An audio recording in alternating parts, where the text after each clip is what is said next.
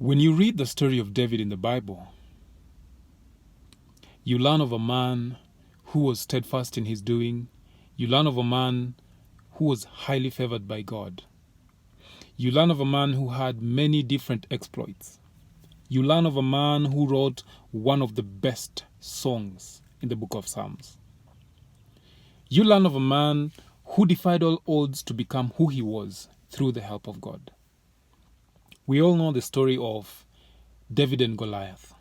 We all know the story of when David had gone to war and they had such huge victory that when they were coming back, the women and the children of the land where they were living sang praises to David, saying he has killed tens and tens of thousands, more than what Saul had done. You read of a man whose life was impeccable. You read of a man who has encouraged you to actually want to live a life that he lived and achieve what he had achieved.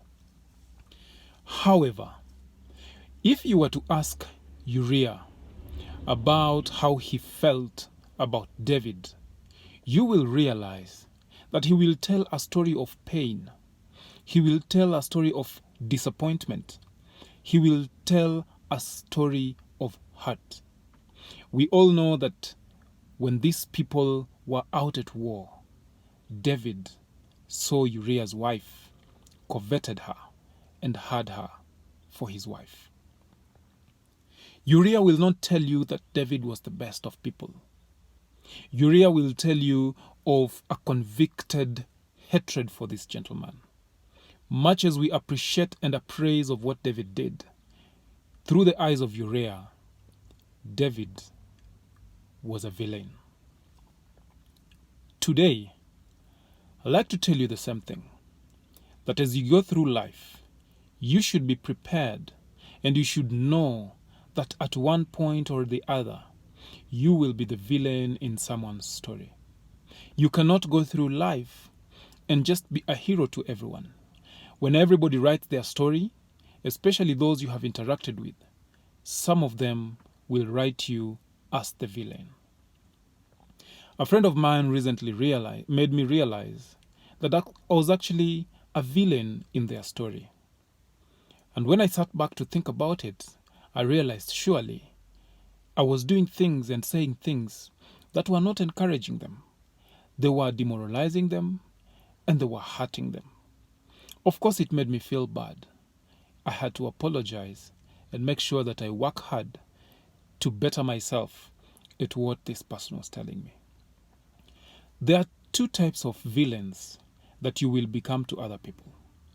The first type of villain is simply a bad person, a toxic person, a negative person, somebody who does not love fully, somebody who is selfish, somebody who wants things for themselves but does not want things for any other person, somebody who considers only his ways and only his goals. I'm not saying that you appease everyone. I am not saying that you sit down and now make sure that you try to make everybody happy. It is something you cannot do. I have tried and I know that you cannot make everyone happy. So, that type of villain, that type of bad person, it will only take somebody who loves you very much, who appreciates you very much, and who wants to contribute to your future and to your success to come out and tell you that here, my friend, you are doing bad and you are a bad person.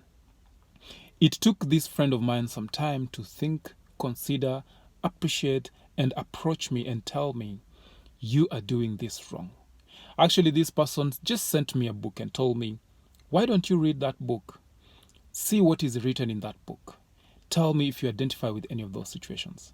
And I realized that in the book, I was the villain. I was the oppressor.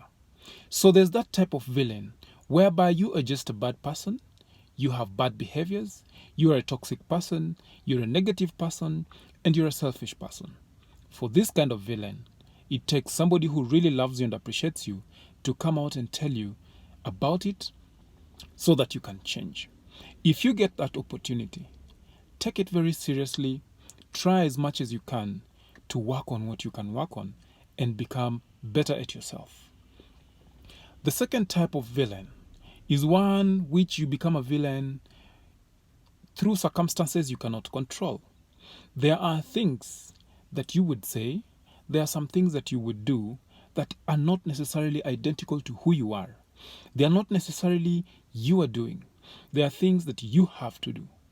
A good example, if you are a manager, let's say, and your organization is downsizing, maybe there are some people that have to be let go. The organization organizes and they call you and tell you, now we want so and so to go. They will give you the letters and they will ask you to deliver these letters. When you give out these letters, it will become very difficult for the person who has received the letter to actually appreciate that you are just doing a bidding for someone else. They will look at you as the bad person. They will actually think that you had a hand in this decision being made. There is nothing you can do about that. It could be you wanting to break away from your boss. You have worked hard.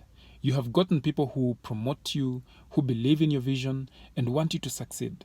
And you now have to break away and go make something out for yourself. In most cases, you would break away, you would go ahead and succeed. But the person you're working for, the person you're working with, will feel aggrieved because you have left them and probably you were very good at what you're doing. They will think that you are a bad person. And so there are some situations and circumstances where things happen, not because you want them to happen, but they must happen. And it is not your doing, it is not by your choice. Because believe me, if you need to go and give a letter to an employee terminating their employment and you do not do it, at the end of the day it will have to happen. But you'll still become a bad person in that story because you were given a job that you did not do. If you need to break away from your employment and go ahead and fashion your own business and hustle and actually make ends meet, at the end of the day, you have to do it because you're securing your future.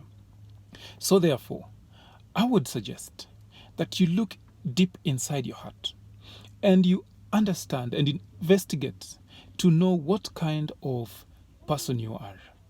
When we are talking about villainity, when we are talking about you not being a good person and other people are considering that you're not a good person, think about it this way.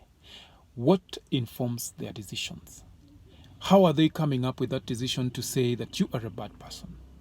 If it is something that you cannot avoid, if it is something that has to be done, then at the end of the day, you should be satisfied that you did what needs to be done.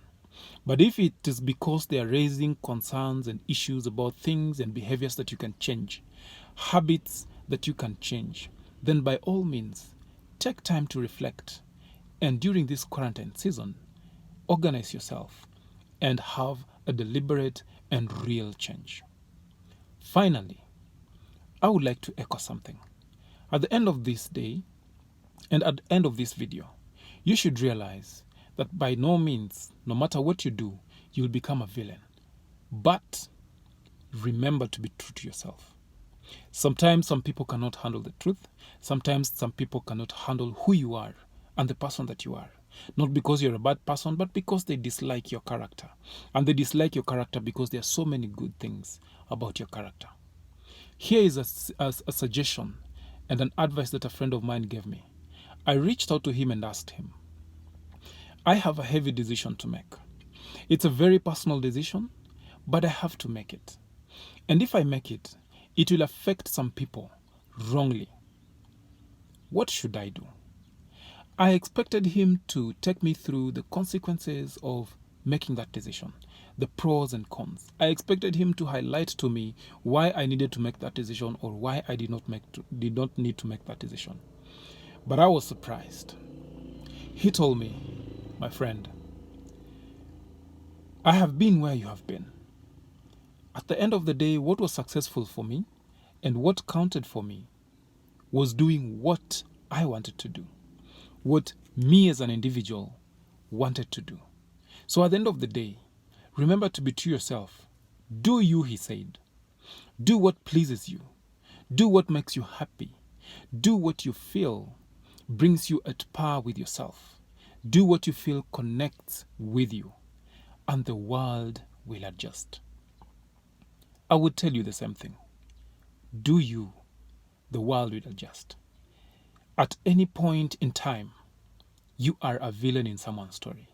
But you can choose to be a villain who has a positive influence in their life, and not just a villain whose negative attributes are what disgusts people. My name is Ted, and that was Ted Says. Good day.